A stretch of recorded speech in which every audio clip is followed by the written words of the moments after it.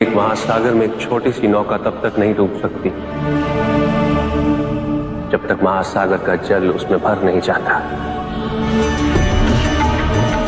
उसी प्रकार हमारे बाहर कितना ही दोष क्यों ना हो, हम नकारात्मक सोच वाले व्यक्तियों से घिरे ही क्यों ना हो, जब तक हम उनके दोष और उनकी नकारात्मकता को अपने भीतर प्रवेश नहीं करने दें, हमें कोई भी डुबा नहीं सकता।